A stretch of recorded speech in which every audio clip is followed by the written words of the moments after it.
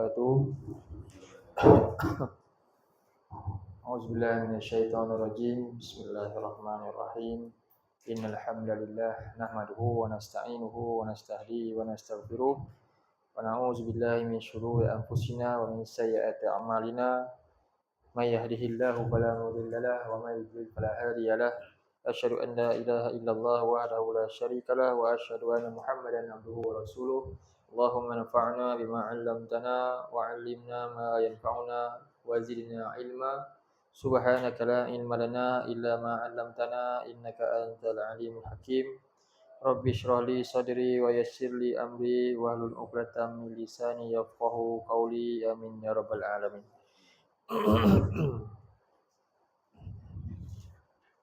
Alhamdulillah, syukur pada Allah Subhanahu wa taala pada malam ini kita dapat sama-sama bertemu kembali bagi meneruskan tadabbur surah Al-Falaq.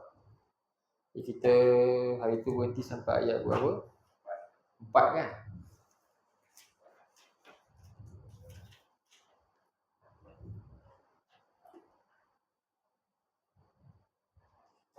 Tentang sihir kan? Wa min syarrin naffatsati fil 'uqad. Kita bincang tentang tiupan-tiupan. Jadi tentang sihir, iaitu yang sifat dia adalah wa min syarrin naffats. Ini perbuatan manusia yang kita kena imani.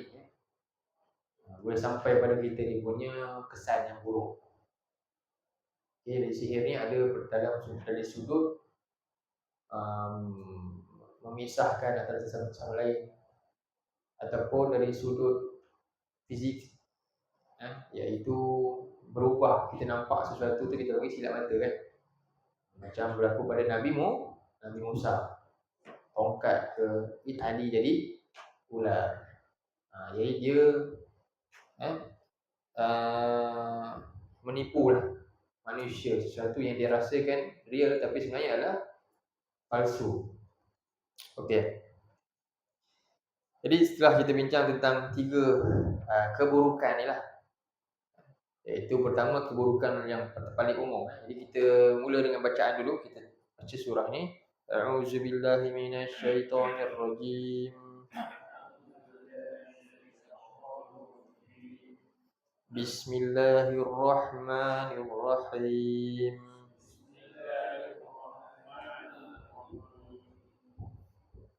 Qul a'udzu birabbil falaq. Min syarri ma khalaq.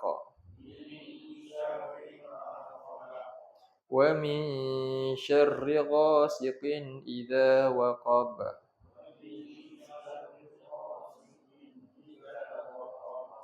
Wa min syarrin naffatsati fil 'uqad.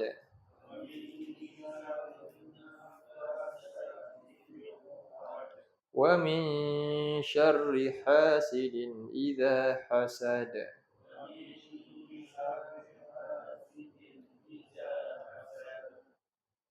Qul a'udzu birabbil falaq. Jadi kita dah terjemah dah ni. Jadi tak ulanglah, kita lalu secara ringkas orang kata recap balik daripada awal. Jadi qul a'udzu birabbil falaq. Katakanlah oleh engkau wahai Muhammad. Dan ini juga tertuju kepada kita yang baca Quran lah. Sebab tak sebut qul ya Muhammad, tapi qul saja menunjukkan dia luas. Nabi Muhammad yang mula-mula Allah perintah, dan juga umat seterusnya, kita semua. Jadi apa dia? Ucapkanlah a'udzu birabbil falaq, aku berlindung kepada pencipta falaq apa? Subuh. Tuhan yang menguasai subuh, yang menciptanya, yang menguasainya dan yang menguruskannya. Dan al-falaq juga makna dia adalah membelah. Allah membelah malam kepada siang dan siang kepada malam, demikian. Kemudian min syarri ma khalaq. Jadi inilah apa orang kata, perlindungan yang kita tadi cari kepada Allah untuk berlindung daripada yang pertama syarri ma khalaq.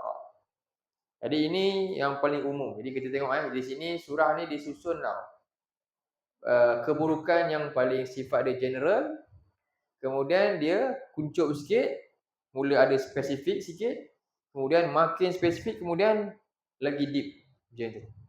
Dan yang last itulah punca kepada semua-semua tu juga nanti.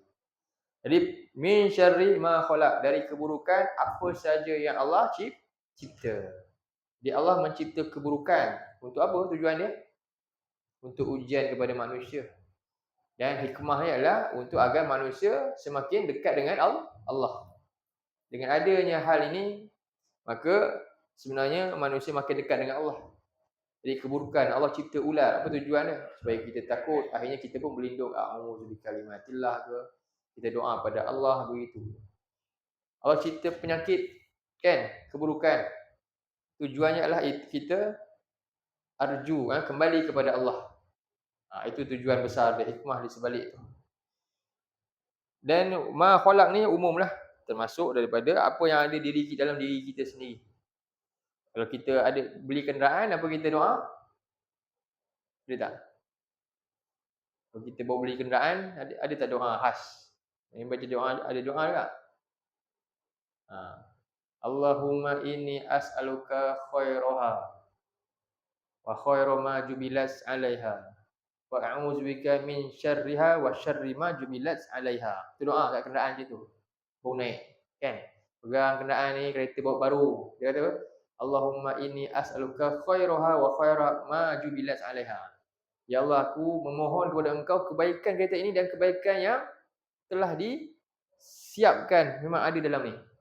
Kemudian wa a'udzubika min syarriha wa syarri ma jubilat 'alaiha. Dan aku berlindung kepada Engkau daripada keburukannya dan keburukan yang sedia ada padanya. Sebab makhluk Allah ni dia dua-dua. Betul tak? Dan kita berlindung wa min syarri nafsi, daripada keburukan diri kita. Kita ni ada sisi baik, sisi buruk. Yang tahu siapa? Allah ya. Bila kita malas, tu keburukan untuk kita.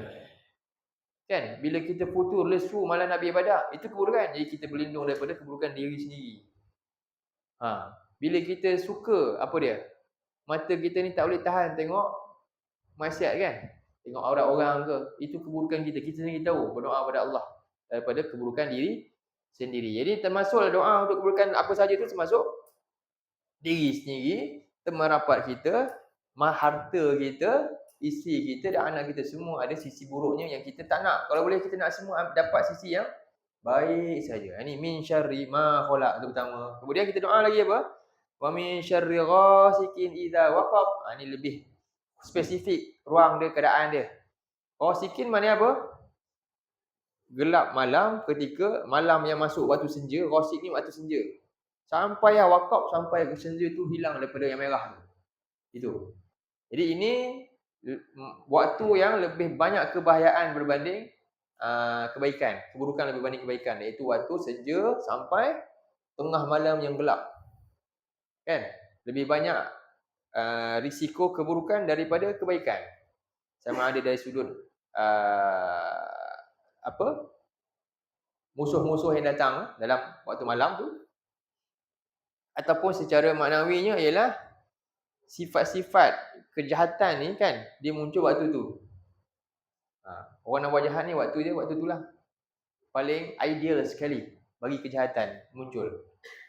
Waktu kelab, nama dia kelab malam, kan. Mana ada kelab siang, ada malam. Sebab ini waktu-waktu yang kecenderungan untuk kejahatan itu memang lebih dekat pada waktu ni. Jadi ini lebih spesifik daripada tadi. Tadi umum, semua keburukan, tak kira siang malam ke, diri kita semua. Yang ni pula yang khusus waktu tertentu. Dan kita pun, keburukan kita juga, kita jelmakan bila? Selalunya lah, siang dia elok je, baik dia nampak. Bila terjemah buruknya? Waktu malam juga. Kan? Betul tak? Siang mungkin dia boleh jadi, tapi waktu malam atau waktu malam juga simbolik kepada apa? Bila gelap, tidak dilihat. Faham? Jadi waktu manusia siapa pun tak tengok, ketika kita baru muncul kejahatan. Sama diri kita sendiri, betul tak? Time nanti seorang-seorang ni, handphone ni tadi tengok benda baik je. Oh, baca Quran, elok molek ni. Tiba-tiba je, seorang diri je, tutup bilik gelap. Apa dia tengok? Oh, sikin idza waqab juga. Macam itulah. Itulah maksud dia juga. Jadi kita berlindung juga itu supaya Allah sentiasa lindung kita. Yang keseterusnya apa? Lebih spesifik lagi juga, wa min syarrin naffatsati fil 'uqad. Ini keburukan siapa ni? Nafas maknanya apa? Nafas ni maksud dia meniup, betul tak? Peniup. Jadi saya dah bagi yang lalu, cuba tengok balik. Apa ni, jenis tiupan ada berapa saya bagi? 3. Yang pertama apa? Jenis tiupan. Tiupan angin, tiupan yang kuat. Cara tiup dia tiup dengan kuat. Apa tu? Tiupan macam mana? Tanpa air liur. Tiup macam tu. Yang ini adakah masuk nafas yang ni? Bukan lah. Ini bukan masuk yang tu. Jadi pertama, tiupan dalam bahasa Arab nama dia at-tafl. Bukan. An-nafs. Okey. Ejaan dia beza sikit. Pertama apa? Tiupan ni, jenis tiup ni. Kita kena tahu ni. Satu nama dia an-naf. Ni nun, fa dengan kha. An-nafkhu ni, ni tiupan kering kan. Tiupan kuat tanpa air liur. Tiup macam tu je. Ni nama dia an-nafkha. Okey. Yang kedua nama dia at-taflu. Ta, fa, lam. Yang ini kita panggil seringkahnya meludah. Kita panggil ludah lah. Dia ada angin yang kuat kan juga, tapi sekali dengan air liur sekali. Ni. Itu apa dia? Tiupan disertai air liur. Air liur yang banyak. Okey, ni kita panggil meludah lah. Yang ketiga apa? Ni yang dibicarakan ni, an-naf dengan sa. Ni yang ada dalam surah Al-Falaq. An-nafsu ni jadi an-naffasati. Okey? Dua perkataan ni lah. Jadi ini apa? Tiupan ringan. Disertai sedikit air liur serta jampi sikit. Ada bacaan dia. Ini orang guna sebenarnya bukan untuk sihir je, perubatan pun guna. Antaranya dalam hadis Nabi ada, kalau kita sakit ada doa dia lah. Turbat ard. Maksudnya dengan nama Allah ni kita baca bismillah kan. Ambil lidah kita ni, ambil air liur sikit. Letak kat tanah tu, sapu kat mana-mana, baca doa sikit dengan bismillah kan, dengan berkat tanah ni macam tu. Tapi ada yang beritahulah itu tanah mana, bukan tanah Madinah saja, tanah yang berkat. Itu antaranya kalau kita baca dalam Hisnul Muslim dia ada. Itu namanya ruqyah. Ruqyah syariah ada boleh buat macam tu. Jadi adanya unsur tanah, ada air liur kita sendiri. Buatlah sendiri kat mana-mana. Ataupun pegang badan kita boleh tiupkan, kita boleh baca bismillah. A'udzu bi'izzatillahi wa qudratihi min syarri ma ajidu wa uhazi. Bacalah 7 kali. Baca urut. Pun boleh. Lepas tu sebelum tidur kan kita baca apa? Tiup kan? Tiup. Baca 3 kul kan? sapu seluruh badan. So ada. Ini yang ni lah. Tapi tak adalah ideal sangat. Jangan banyak-banyak. Tiup sikit. Kalau kita terbangun malam, tidur, kejut. Bangun terkejut, buat apa? Tak haus. Lepas tu, ludah belah kiri 3 kali. Tui. Okey, tidur balik. Menghadap kanan. Baring. Banyaklah dia kata sebenarnya. So, itu. Dan rupanya dalam sihir pun tiup macam ni tau. Jadi orang ahli sihir ni, dia ada dia tiup macam ni dan dia baca jampi dia lah yang macam-macam lah cara dia kan. Untuk apa? Jadi dia tiup pada barang manusia tu. Sama ada rambut ke, ataupun cebisan pakaian dia ke, ataupun apa saja yang ada sangat-sangat rapat dengan orang ni. Dan dia pun tiup dan dia baca mentera lah. Ada tujuan-tujuannya. Ni lah. Jadi kita berlindung daripada nafasat tadi apa? Tukang-tukang sihir. Jadi umum sama ada perempuan ataupun sebenarnya lelaki sama ataupun mana-mana pun yang buat sihir tersebut lah dengan cara tiupan. Ya, ini memang bila cakap macam ni maknanya memang cuba tanya, sihir memang kena tiup. Memang macam itulah kaedahnya. Bila Quran cakap macam itulah. Okey. Dan yang terakhir kita ni nak masuk ayat yang keempat, ayat yang ke-5 jadi ayat yang ke-5 lah dia punya antara kita panggil asbab utama lah kepada kejahatan. Okey. Tengok ayat ni tak terjemah lagi kan. Ayat yang ke-5 wa min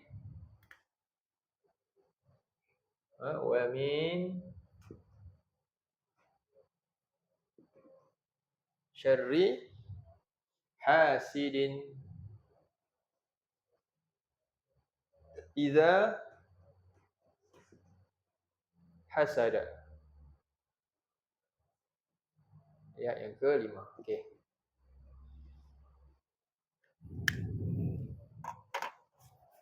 Cuba kita terjemah satu-satu. Wa min, seterusnya kita berlindung kepada Allah. Wa, dan min, daripada, dan aku berlindung daripada syarri. Syarri ni samalah apa dia? Kejahatan ataupun keburukan. Ini kita kata kejahatan lah. Hasidin idza hasada. Okay, hasidin apa? Daripada hasid ini yang dengki.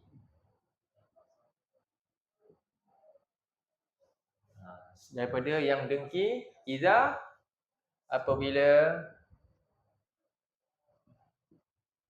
telah hasad ataupun dengki oleh ia. Jadi aku berlindung daripada yang dengki apabila telah dengki oleh ia.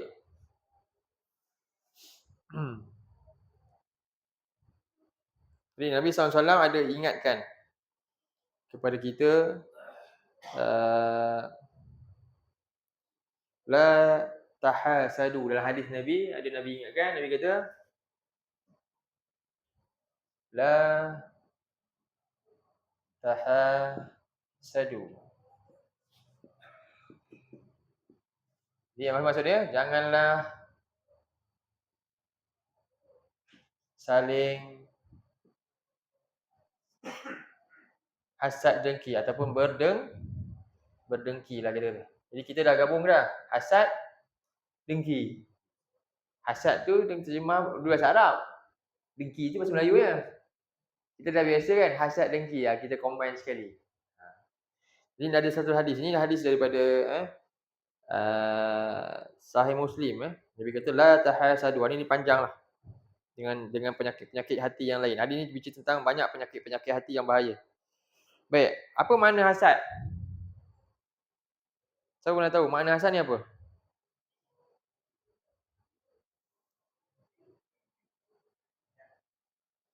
Okey, dia ada beberapa makna. Antara makna hasad ni, ambil sikitlah. Tamanna an ni'am ala ghair. Ataupun ada lagi makna definisi lain, karahiyah an-ni'am ala ghairi. Ni tahapan dia. Jenis pertama, tamanna an-ni'am ni'ama ala ghairin ataupun karahiyah tun ni'ami ala ghairin. Apa maksud dia? Yang ni berangan-angan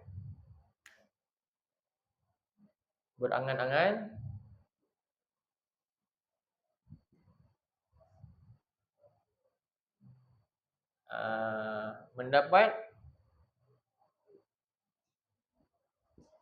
nikmat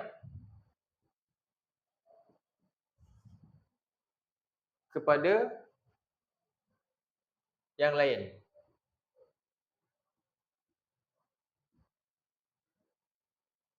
Atas yang lain lah kita kata. Ke atas yang lain.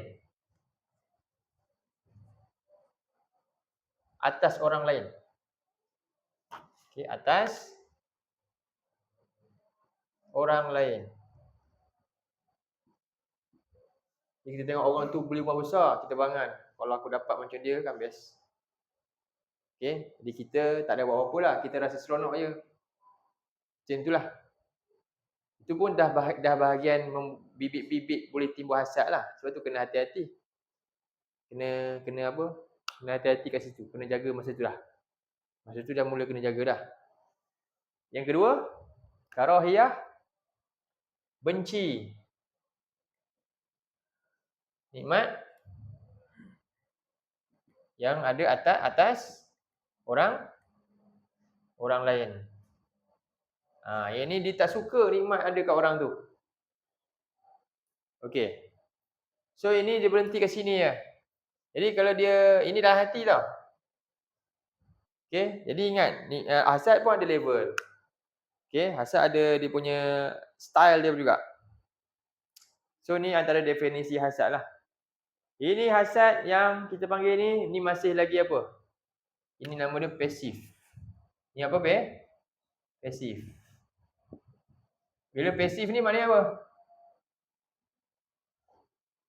Ada tindakan tak? Tak ada lagi. So kalau kita nampak kan, macam mana dia boleh dapat ni kan? Ada sikit rasa. Tengok pun kita menggigil je rasa kan. Tapi tak buat apa. Istighfar je lah. Tak ada masalah lagi ni. Kita tak bermudarat lagi. Tapi kita sendiri akan kena akibat hasad tu. Kita stres, hidup kita tak tenteram. So hasad yang macam ni, ni. Sebab tu Allah kata hasidin iza hasad. Pelik kan? Okey, jadi ini syarri hasidin iza hasad ni maknanya perasaan dengki sama ada ni diri kita sendiri. Hasidin juga maksudnya apa? Diri kita, sikap dengki diri kita sendiri. Jadi iza hasad apabila dia telah dengki, tengok ni dah aktif. Dia buat sesuatu. Faham bermula daripada kata, kalau lah nikmat dia, kenapa dia nikmat dia ni kan? Kalau lah aku dapat kan best. Lepas tu tiba-tiba datang kedua, kenapa dia ada, dia dah mula benci kan? Yang ketiga seterusnya apa? Dia akan buat sesuatu supaya nikmat orang tu sama ada hilang. Ini hasad, iza hasad ni. Ni dia dah mula bertindak. Dia dah buat. Okey. Sedikit tentang hasad-hasad ni ya. Jadi perangai hasad ni sebenarnya inilah keburukan dia. Jadi perangai hasad ni bermula dari mana? Memang ada dalam jiwa manusia. Sebab tu cerita Qabil dan Habil tu kan. Tu mulanya sampai apa kesan berlaku pembunuhan pertama. Di akhirnya manusia ambilnya nyawa tanpa hak. Apa punca? Hasad. Tapi sebelum kisah Habil dan Habil tu, ada tak hasad lagi? Siapa yang mulakan perangai hasad ni? Manusia ke? Sebenarnya Habil dan Habil tu bukan dia mulakan sebenarnya. Dia ada guru dia. Siapa yang guru dia? Iblis. Iblis lah pemilik hasad yang paling dalam sekali. Okey, jadi jenis-jenis hasad kita tengok jenis-jenis hasad pula. Saya tulis bahasa Melayu teruslah Nanti senang tulis macam ni kan. Ni dia punya teks Arab, boleh ada Arab juga. Memang terus senang. Okey.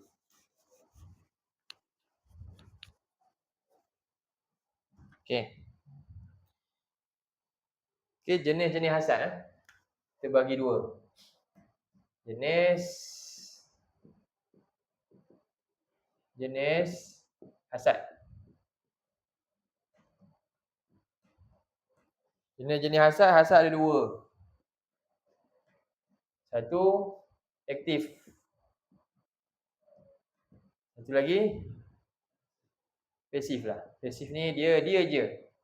Dia je sendiri yang sakit, dia je sendiri yang stres, tapi tak buat apa. Yang ni dia dah lah sakit, dia buat orang sakit juga. Itu aktif. Okey?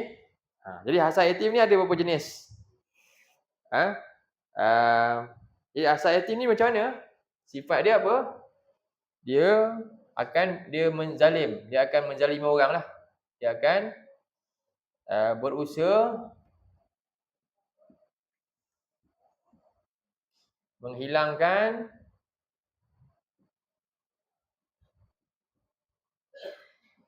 nikmat daripada orang yang didengki tu.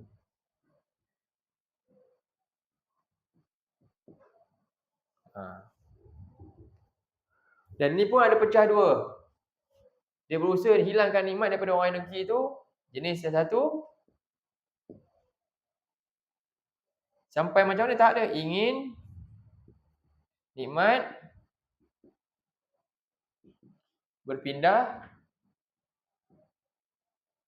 pada dirinya.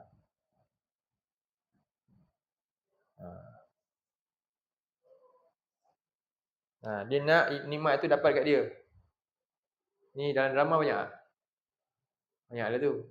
Dia dapat pangkat tu. Orang lain jatuh kan. Okay, ni jenis A. Ada lagi jenis yang jauh lebih berat daripada ni. Iaitu yang jenis B. Apa dia?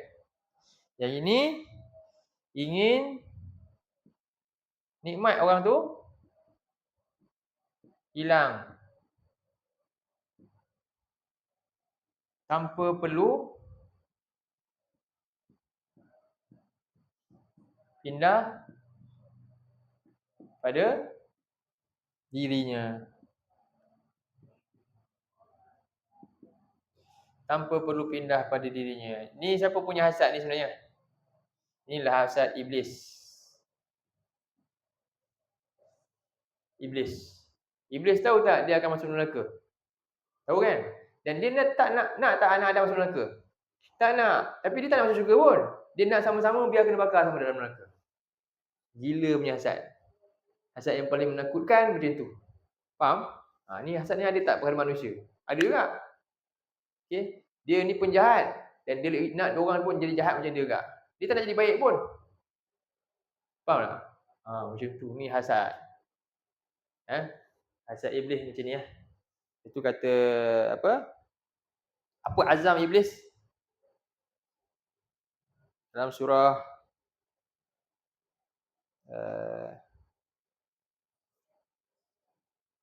surah 7 Surah 7, cuba tengok. Surah Al-A'raf.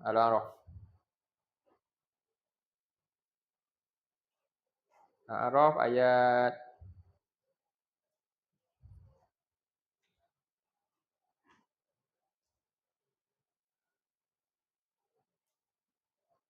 Ayat 16.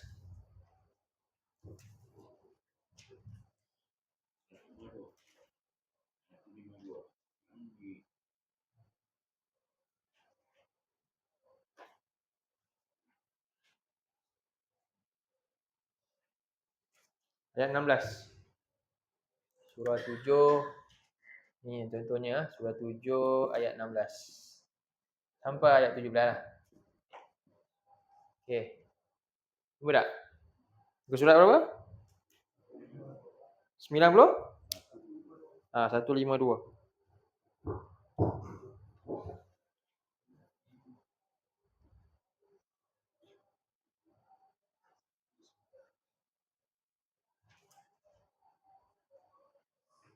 Jadi pertama iblis ni kalau kita tengok daripada ayat sebelum lah kan. Dia tak nak ikut perintah Allah dulu. Dia tak nak ikut perintah Allah. Jadi kita kena tahu apa punca hasad boleh timbul lah. Apa punca hasad boleh timbul?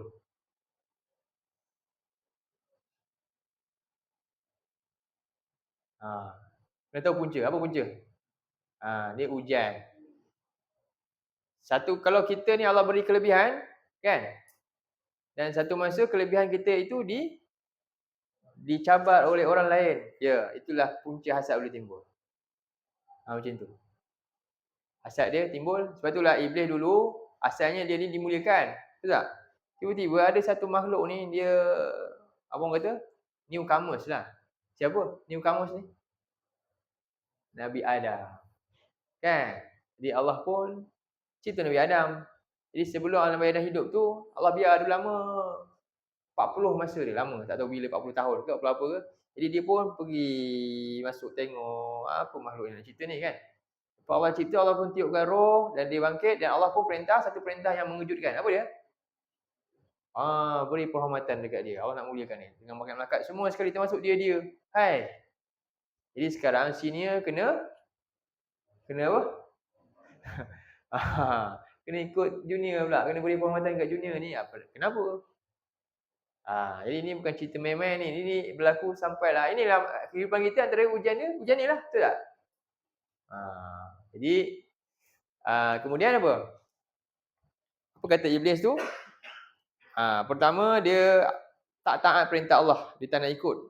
Apa sebab tak nak ikut? Dia bagi alasan. Allah tak tanya. Kenapalah apa yang halang engkau untuk sujud ni? Untuk bagi penghormatan ke Adam ni? Ketika aku perintah kau sujud. Apa dia kata? Ayat 12. Qala ana khairum minhu. Khalaqtani min narin wa khalaqtahu min tin. Aku lebih baik daripada dia. Lebih mulia daripada dia. Aku ni asal daripada api. Dia dari tanah. Dia fikir macam tu. Jadi apa yang dia buat kias ni tak ada kaitan apa-apa pun. Bila pula Allah pernah bagi tahu api dengan tanah, api lagi baik? Tak ada pun. Tak pernah pun ada statement macam tu. Tak ada pun. Tapi dia sendiri buat andaian tersebut dan dia pegang benda tu. Okey? Tak ada kaitan pun. Allah kata apa? Aku perintah kau sujud, yang perintahnya aku. Kan?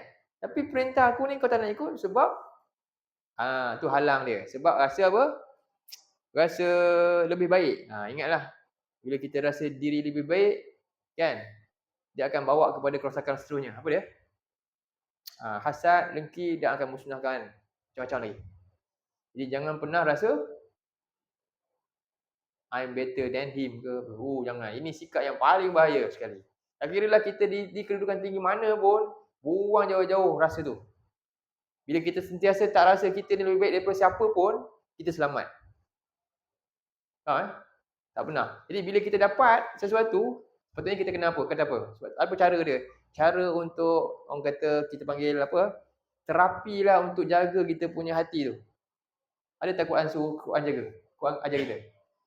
Bila kita dapat nikmat tu kan, apa Quran ajar? Cara kita nak buat macam mana? Kalau orang tanya, macam mana awak boleh ni? Apa orang kata? Apa resepi, rahsia Puan boleh jadi orang yang percaya? Selalunya orang kata, dia akan bagi tips lah. Kan? Tak cakap apa pun. Jadi ni cerita contohnya pemilik kebun dalam surah Al-Kahfi. Betul tak? Lepas tu kebun dia musnah. Kan? Sebab dia kata apa? Anak aku ni kan, khairum minka malan wa a'azzu nafar. Nampak gaya kan lepas kita sembang, tengok aku punya dia punya gedung-gedung semua.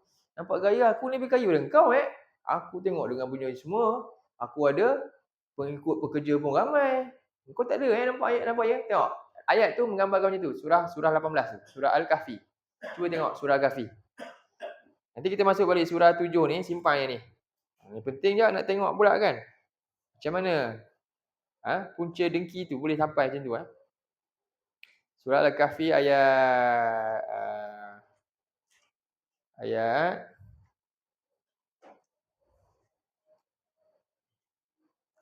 34. Ayat 34. Surah Al-Kahfi, tengok ayat 34. Saya baca ayat lah terus. Tu tengok terjemahan dia. Ya Allah firman ayat 34 tau, cerita kisah dia orang ni. Wa kana lahu samarun faqala li sahibi. Ni dicerita dia bawa melawat ke dua kebun tu semua kan. Dan dia ni memiliki samarun, harta yang lain lagi. Bisnes lain. Samarun maknanya hasil-hasil lain lagi lah. Bukan tu je, macam-macam lagi. Faqala, sampailah memberi kesan. Akhirnya dia keluar terbit kata-kata angkuh dia tu sebenarnya. Ni terbit kata-kata ni.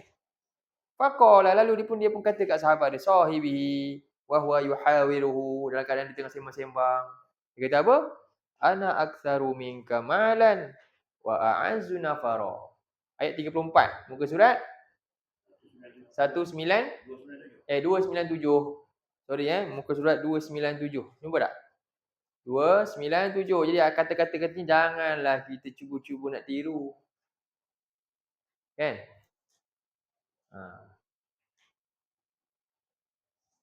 Tapi memang ini ujian kita Dunia mengajar macam tu sekarang. Betul lah ada majalah Forbes tau.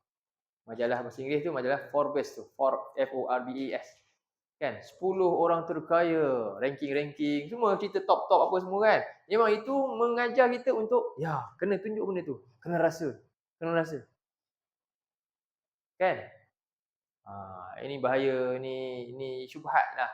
Sehingga kita lupa siapa kita. Memang dia macam tu. Jadi dilatih untuk merasa lebih baik, untuk iktiraf diri lebih baik daripada orang lain. Apa benda ni? Betul ke cara ni sebenarnya? Bagus ke tak bagus? Nampak macam bagus sebab kita rasa macam kau boleh kan? Aku boleh nak hidup kan? Tapi adakah agama sebenarnya macam tu? Al-Quran dia baik beza. Kita hidup bertuhan. Kita hamba, bukannya tuan. No. Betul tak? Ketuanan kita kat sini ujian sebagai kita tu hamba sebenarnya. Adalah satu bentuk ujian untuk tengok diri kita masih ada sifat hamba ke tidak. Allah rantik kita jadi tuan kan? Kan? Siapa-siapa pun lah tuan ni maknanya ketua lah, dapat apa-apa pangkat ke apa-apa ke. Itu adalah ujian nak tengok nilai kehambaan dia masih steady, sama, masih ditakut sebagai seorang hamba yang tulen atau tak. Ataupun dah tercabut sifat hamba dia sebenarnya. Betul Allah sebut Nabi ni dengan ibadina, Allah kata. Kan? Subhanallazi asra bi abdi. Bila sebut abdi maknanya Allah bagi tahu Nabi kamu ni lah yang paling memiliki sifat hamba walaupun pangkat dia Nabi. Faham? Jadi bila lagi tercabut kehambaan sifat kita, makin jauhlah kita dengan Tuhan. Sebab tu siapakah orang yang paling dekat dengan Allah? Rasul. Sebab apa? Dialah yang paling sempurna sifat hamba. Tak pernah rasa tuan pun. Nabi lah. Sebab tu Allah paling sayang kat dia. Sebab sifat hamba dia sangat 100% tulen. Kita mungkin sebahagian macam nampak hamba. Tapi sebahagian kita sebenarnya bukan hamba. Act lebih sikit kan? Ya betul. Kadang-kadang tak nampak ni pun. Gaya tengok orang pun kita dah tahu. Oh nampak act lah kan? Baru pakai kereta besar sikit. Tengok kereta orang. Macam tu je lah. Mata je menunjukkan kita dah rasa diri tu tuan dah. Gaya muka je dah nampak dah. Gaya tuan kita dah. Remehkan orang. Teruk kita, teruk. Dah tak? Itulah sifat kita. Kan?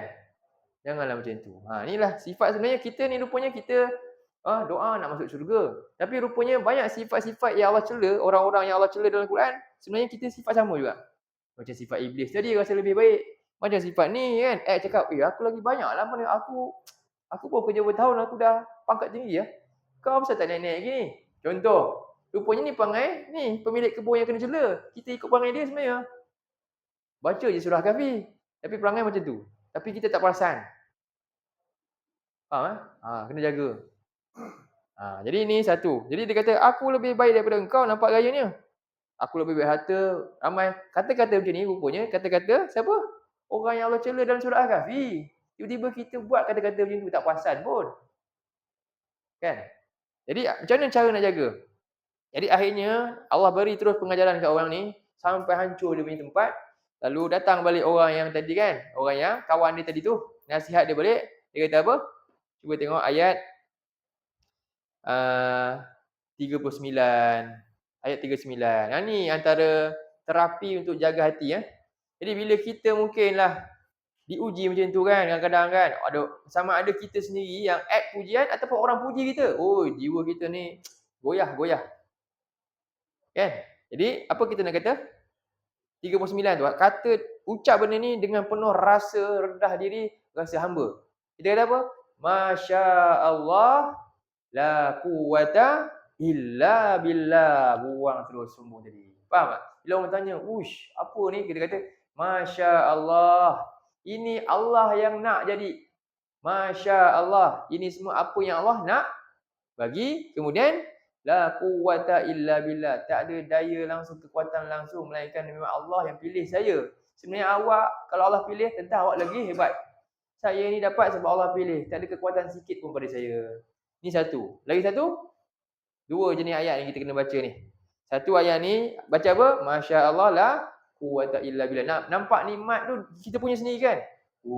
Dapat apa ke? Kita kata Masya Allah la quwwata illa billah. Jaga hati. Yang kedua, buka surah 27.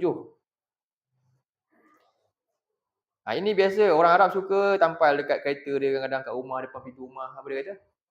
Hadza min fadli Rabbi. Itu ayat berapa? Ayat 40. Surah 27 kan? Surah 27 ayat 40 Hadza min fadli Rabbi. Itu 27 40. 27 ayat 40. So ambil dua tadi tu. Surah apa nak jaga hati tadi? Nak jaga kita daripada boleh hasad ni dan rosak. Amalan kita surah tadi ni jaga hati. Tips nak jaga hati lah. Tips nak jaga hati ni, baca surah tadi bila dapat nikmat, baca surah apa? Al-Kahfi ayat berapa tadi? 30? 9 kan? Kemudian surah 27 ayat 30. Ayat 40. Tak payahlah hafal semua. Tengok bila bahagian ayat tu, ketika Nabi Sulaiman dapat satu nikmat yang luar biasa. Apa nikmat dia? Sekelip mata istana orang daripada jauh ribuan kilometer ada kat depan dia. Mana ada orang boleh buat macam tu? Dia je yang dapat macam tu. Okey. Kemudian dia doa apa? Haza min fadli Rabbi, dia kata kan. Ini kurniaan ihsan Tuhan aku. Dan kemudian liyabluwani aashkuru am akfur. Tengok yang kena sambung sebenarnya. Jangan berhenti kat situ ya. Kena sambung. Untuk uji aku bersyukur ke aku kufur. Sambung sampai itu. Itulah kita kena baca. So ini mudah-mudahan dengan dua benda ni memang nak jaga hati kita. Daripada kerosakan. Amal kita rosak namanya. Kita buat kepada kita ni. Rugi. Tak ada berkat segala nikmat yang kita dapat nanti. Okey, balik pada cerita ni tadi. Okey, buka surah apa? 7 tadi. Ayat 16. Surah 7 ayat 16 balik. Okey, punca hasad tadi apa? Bila kita dah lama dengan nikmat, tiba-tiba orang lain dapat nikmat. Kan? Mengatasi kita. Ya, itu mudah nak jadi hasad.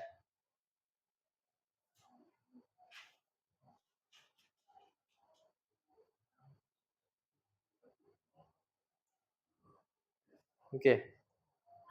Selalu orang miskin hasad dengan orang kaya ada tak? Orang miskin hasad tak dengan orang kaya? Ada juga. Jadi itu ada juga macam tu. Kan? Orang gaji dengki dengan majikan. Dia buat macam-macam kan? Ada juga. Jadi hasad ni dia tengok-tengok kadang-kadang kan. Dia tak nak pun kaya tu, tapi tiba-tiba datang hasad juga tu. Kan? Dia tak suka orang bahagia. Dia tak dapat kebahagiaan, dia tak nak orang lain juga bahagia. Pun ada juga. Macam-macam bentuk hasad ni. Tapi inilah kerja syaitan ni. Jadi, kata syaitan lagi apa dia? Cuba tengok ayat tu. Ayat yang ke 16. Okey. Apa kata Allah? Qala fabima aghwaytani la'aq'udanna lahum siratakal mustaqim. Ini cara ni yang mana? Ni yang jenis ni. Disebabkan engkau hukum aku ni seseleweng, sesat, aku pasti akan datangi mereka, halang mereka daripada jalan yang lurus. Jalan yang lurus ni apa ni? Nikmat. Betul, kita minta hari-hari minta apa? Ihdinas siratal mustaqim. Kenapa hari-hari kita minta yang tu, yang paling banyak? Ada tak Allah suruh kita minta apa dia? Urzuqna rizqan katsiran, ada tak? Ya Allah, berilah kami rezeki yang banyak. Tak ada kan? Yang kita wajib minta hari-hari, minta jalan yang lurus. Kenapa? Inilah nikmat yang paling utama, jalan yang lurus. Sebab kita nak capai jalan yang lurus sampai masuk syurga. Titian sirat tu, jalan lurus nak selamat masuk syurga. Kalau lah kita Allah bagi rezeki banyak macam mana pun, tak ada jalan lurus, tak ke mana. Hidup kita sampai sini je lah, habis lepas tu. Lepas tu merana sampai sudah. Jadi nikmat yang paling utama, yang paling syaitan tahu, apa dia? Bila seseorang tu dapat jalan yang lurus, tak kiralah dia miskin ke, dia kaya ke, tapi dia ada hidayah, semua hidayah tu yang jaga dia. Dia kaya, dia jadi orang yang bersyukur sebab dia ada jalan yang lurus. Dia miskin, dia jadi orang yang sabar sebab dia ada jalan yang lurus. Iblis tahu, kalau dia ada jalan lurus, segala ujian kat dunia dia dapat lalui. Sebab tu syaitan, iblis tak nak apa? Aku akan halang dia daripada dapat hidayah. Bila manusia dapat hidayah, dia usaha iblis gagal. Jadi kita ni sebenarnya hidup kita ni yang paling kita kena sibukkan cari apa? Cari harta, cari pangkat atau cari hidayah? Mana satu yang paling kena sibuk? Cari harta ke, cari pangkat ke, carilah kesenangan kan? Apa-apa yang kita rasa boleh bahagia kat dunia atau cari hidayah? Okay, sekarang kita banyak habis masa cari apa? Nak cari hidayah, siapa yang bagi hidayah? Lalu sahabat dulu kan? Sahabat dulu, mereka dapat hidayah kan? Allah bagi siapa? Bagi apa? Allah bagi Rasul. Rasul datang bawa apa? Wahyu. Al-Quran. Akhirnya semua dapat hidayah. Kan? Kebanyakannya lah akhirnya Nabi berjaya bertawan semua dapat hidayah. Sebab Nabi bawa Al-Quran. Itulah hidayah ni. Hidayah kita dekat sini. Ramai tak orang usaha kan? Dia sibuk nak cari tu, macam-macam dia kena baca. Dan dia usaha tak cari hidayah dalam Al-Quran ni? Masyarakat kita ni sibuk tak nak cari hidayah? Itu kembali kat Al-Quran. Ada tak? Ada ke tak ada? Ramai dah faham Quran ni, dah dapat beriman betul-betul, faham dengan Quran sampai dapat jalan Quran betul-betul. Jelas dengan Quran yang dia baca. Ada tak? Sebab apa? Sebab sibuk cari apa? Tapi doa tadi, dia minta harta banyak ke? Urzuqna malan kasiran ke? Ya Allah, berilah aku harta yang banyak. Betul dia pun cari harta ataupun tunjukkanlah kami jalan lurus. Mana tu? Dia minta yang tu. Tapi dia bagi cari jalan lurus ke? Cari yang dia tak minta? Maknanya dia faham tak dia minta apa? Selama dia baca tu, 17 kali tu, dia faham sebenar-benar ke tak? Saya tak jawab pun, jawab semua. Inilah tanda beriman kita. Betul tak? Kita rasakan ni rendah diri kita dengan Allah. Ya Allah, memang aku banyak salah lah. Istighfar lah kita banyak-banyak. Berapa lama dah kita ni kena main dengan syaitan dah. Betul tak? Istighfar lah banyak-banyak. Macam itulah kita. Hidayah depan mata kita je. Tak mandang. Kan? Dan tak rasa bersalah kan? Bila kita cari harta, tak berjaya dapat, rasa sedih tak? Bila kita baca Quran, tak berjaya faham, rasa sedih tak? Tak sedih pula kan? Tadi cari harta, saya dah penat pun nak cari, kan? Tak dapat, sedih. Tapi tadi saya dah baca Quran, sungguh-sungguh ke tak? Betul tak faham? Sedih tak? Tak dapat hidayah daripada Quran ni? Tak sedih pula. Pelik tak? Inilah syaitan tipu kita. Benda yang kurang utama, tak penting mana pun. Kan? Tak ada harta, adakah sebab tak ada harta menggagalkan seorang tu masuk syurga? Ada ke dalam Quran macam tu? Kenapa kamu tak ada harta? Minta maaf, pergi masuk neraka. Tak. Bila kamu tak ada hidayah, itu penyebab kamu masuk neraka. Orang miskin boleh masuk syurga tak? Harta tak ada langsung, zero. Boleh masuk syurga tak? Apa dia punya bekal? Hidayah. Ramai tak cari? Tak ada harta, ada masalah tak nak masuk syurga? Kalau tak ada harta pun lah. Ada masalah? Tak ada. Tapi itulah, kita tertipu kan? Kita rasa, bimbang yang tu. Bimbang tak ada harta. Bukan kita kata Allah, bila kita cari hidayah, kan? Allah jamin tak harta kita? Bila kita bertakwa cari hidayah, sebenarnya Allah jamin tak harta kita? Dia Allah tak jamin. Wa may yattaqillah yaj'al lahu makhraja. Ramai baca tapi tak yakin ayat itu. Siapa yang usaha takwa kepada Allah, dia cari hidayah Allah tu, kan? Dia sibuk kadang-kadang cari hidayah ni tak apalah, hidup biasa-biasa je. Kan? Tapi Allah kata apa? Yaj'al lahu makhraja. Allah akan bagi dia jalan keluar daripada masalah. Walaupun tak kaya, tapi hidup dia tak ada masalah pun. Tapi kita tak yakin pun. Jadi oleh kerana hidup kita dia punya sibuk cari tu, dan sebab itulah ramai manusia akhirnya stres kan. Bila dia tak dapat apa yang dia kejar tu, akhirnya timbul rasa apa? Ni rosak hati. Yang ni dah semua dengki. Betul tak? Hari ni sebab tu drama-drama apa semualah kita tengok drama ni diikut kepada situasi semasa. Kan? Drama semua mesti ada cerita pasal dengki ni lah. Betul tak? Asal dengki je ceritanya. Rumah tangga tu lah, pada orang tu cerai apa semua, itu je. Jadi itulah masyarakat kita sebenarnya. Kenapa? Sebab hidup tanpa hidayah. Hidup langsung tak senang. Penuh dengan perangai sebenarnya ni. Iblis. Janganlah terikut. Inilah hasad aktif yang ni. Inilah setakat ni. Jadi kita lindung daripada sebenarnya hasad ni.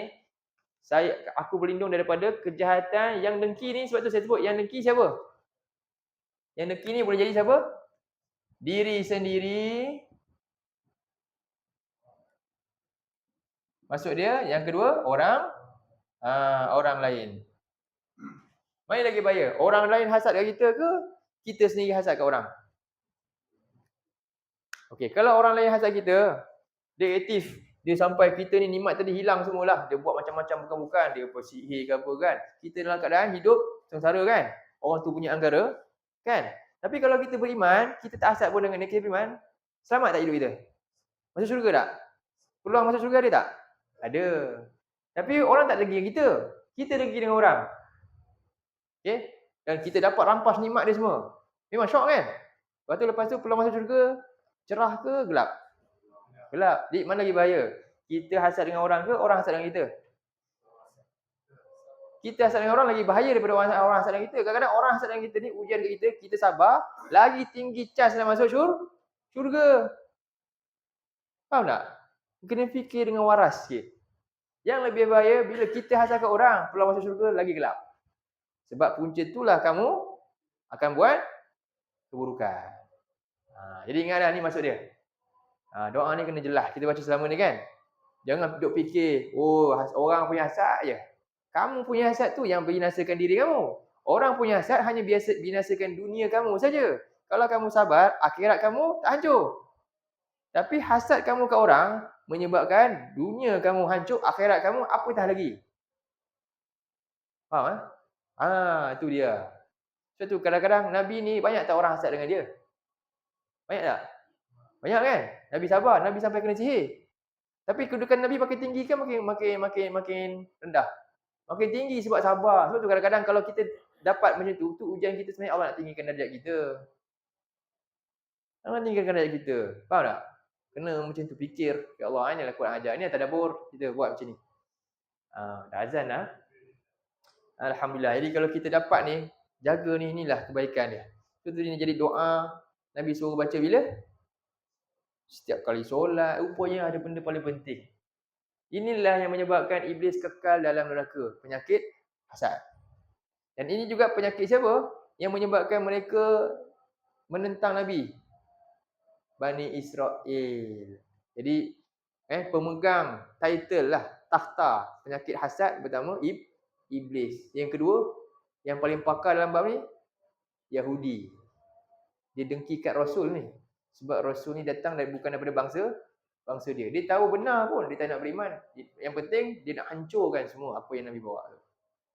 Hasad tak pernah padam hasad ni sampai kiamat. Dan yang ketiga barulah boleh kena bersama kita sendiri. Jadi ingat, hasad ni adalah perangai dua makhluk ni. Yang kita doa laknat dekat dia kan. Ghairil maghdubi alaihim, kita tak nak termasuk orang yang dimukai. Tiba-tiba kita pun ada perangai tu juga. Kita sedang pakai perangai iblis ataupun orang Bani Israel. Kena hati-hati. Boleh tak bangsa Melayu hasad kat bangsa lain? Boleh juga. Bangsa lain hasad kat kita? Boleh juga. Itu penyakit tu sebenarnya. Penyakit juga. Hati-hatilah. Berpolitik, politik. Tapi jaga benda-benda macam ni. Masing-masing lah kan. Ini kita umum lah. Semua. Itulah kena hati-hati. Okay, ni yang aktif. Bahaya ni. Okay, kalau yang pasif pula. Okay, yang pasif jadi ini salah satu bukti apa? Tidak beriman dengan takdir Allah. Dia tak puas hati lah tu. Kan? Kenapa Allah bagi dia kaya? Kenapa aku tak kaya? Tak boleh jadi. Dia pun musnahkan kekayaan orang tu. Ini adalah rukun Islam, rukun iman ke-6 dia runtuh. Bila rukun iman ke-6 runtuh, semua yang atas pun runtuh juga. Rukun keiman ke-6 ni, apa dia? Beriman kepada qada, dan qadar ni adalah kunci kepada kesempurnaan rukun iman yang atas-atas tadi tu. Kalau betul dia beriman kepada Allah, kepada malaikat, kan? Allah uji dia dengan takdir, qada dan qadar tu. Kalau betul dia beriman ke Allah, malaikat semua, mesti yang bawah tu dia sempurna, diterima semua. Allah takdirkan dia sihat, Allah takdirkan dia kaya dan sebagainya. Kan? Tiba-tiba kita hasad. Seolah kita tak terima. Sedangkan yang bagi dia ujian tu Allah. Kan? Tapi kita tak puas hati. Ya, itulah dia. Macam iblis lah. Allah memang nak pilih Adam tu untuk jadi khalifah. Dia dengki, tak puas hati pula dah. Sedangkan yang bagi Allah, jadi tak terima. Inilah penyakit hasad. Dan sampailah aktif tu. Kemudian hasad yang pasif yang ni apa dia punya ciri-ciri dia? Tidak berusaha menghilangkan nikmat daripada orang yang didengki. Menghilangkan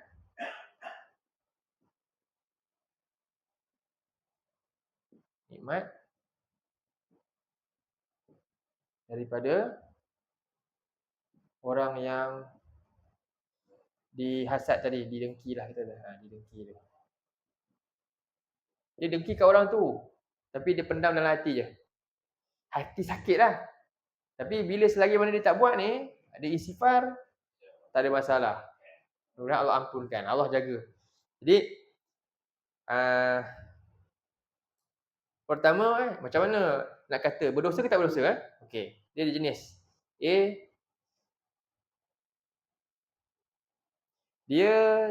Dia tak layan dia punya dengki tu.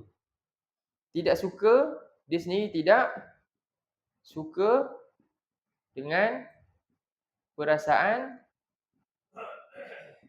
hasad tu. Hasadnya. Tapi tak dapat hindari perasaan tu. Tapi tak dapat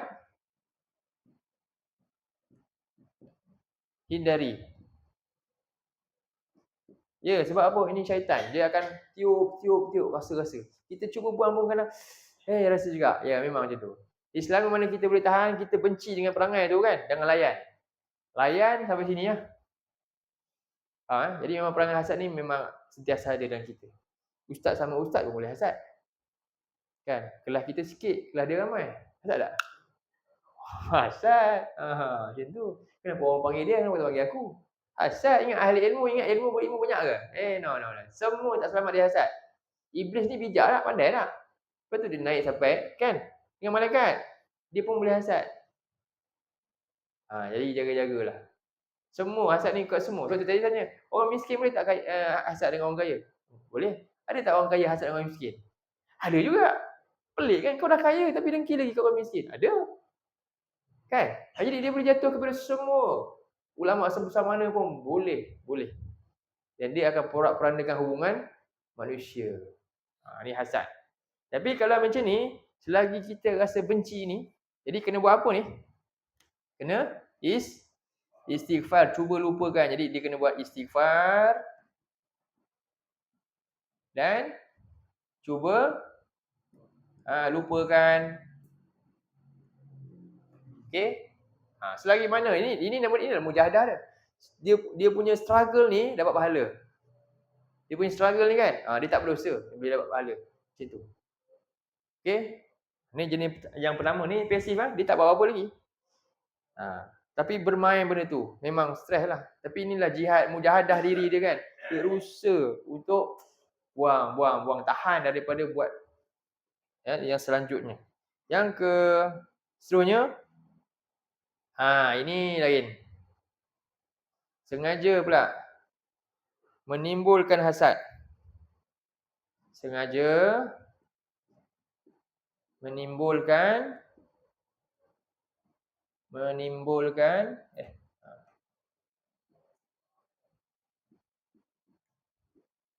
hasad. Cara macam mana nak sengaja timbulkan hasad ni? Dengan banyak memikir-mikir nikmat orang tu. Kan? Macam mana dia ni? Dia ni kerja apa? Pasal kan? Duk sibuk-sibuk. Ni tajassus. Jadi tajassus tu jadi mengumpat apa semua tu. Semua tu penyakit tu. Sibuk-sibuk cerita. Lepas tu kawan ni pula cucuk sana sini. Timbul lah. Buat memikir-mikir dan buat dan membanding-bandingkan, buat perbandingan. Dan buat perbandingan. Sibuk aja. Ini ada tak ni? Memang banyaklah kan. Yang ni ini berdosa. Banyak dosa dia, boleh tambah-tambah berangkai-rangkai.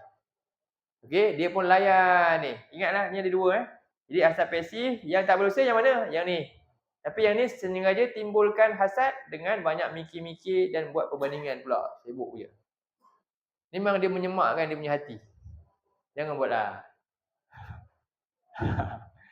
Kadang-kadang siap tanya kawan tu kan.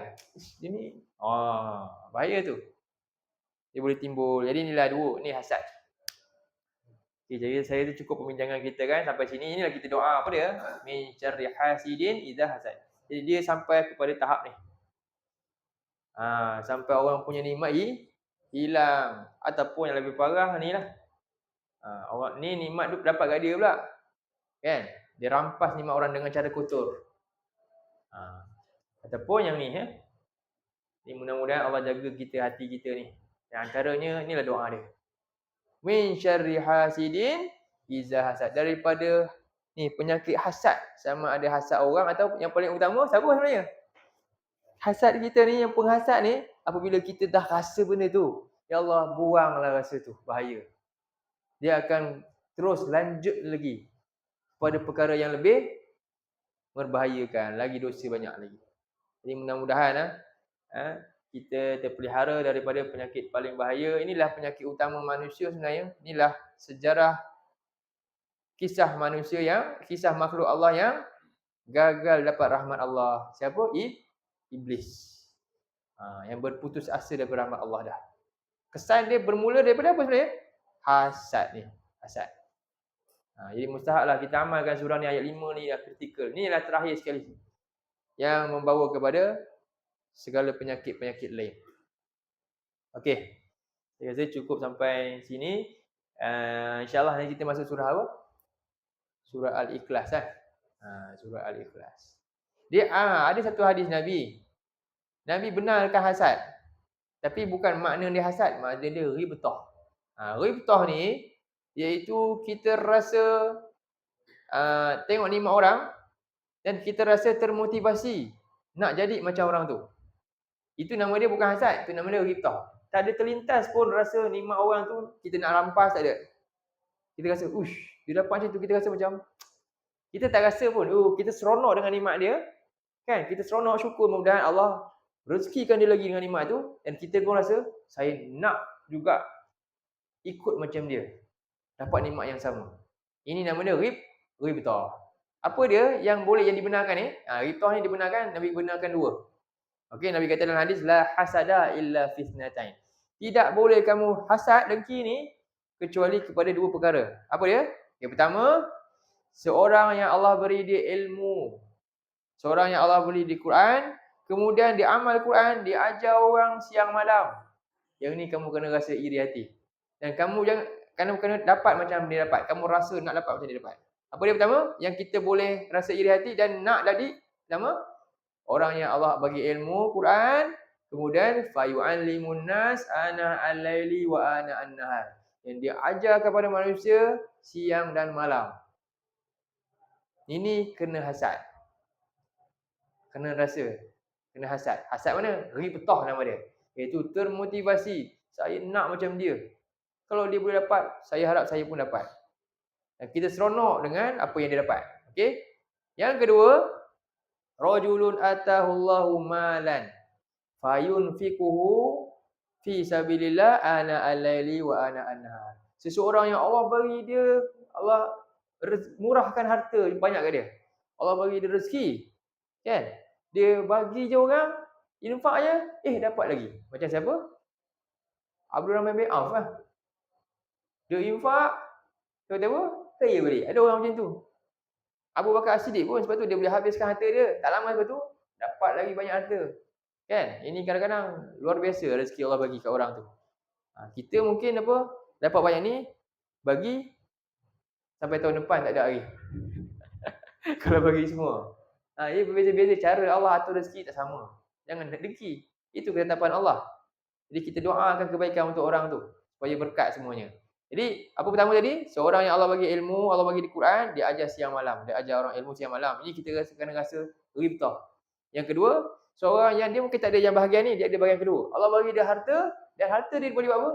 Dia boleh buat kebaikan. Dia bukan guna untuk layan diri dia. Dia boleh sumbang semua. Ini kita rasa, macam mana dia boleh buat macam ni? Ya, kita kena rasa macam tu. Inilah orang yang kita patut rasa ghibtah. Rasa iri hati tapi nak contohi dia.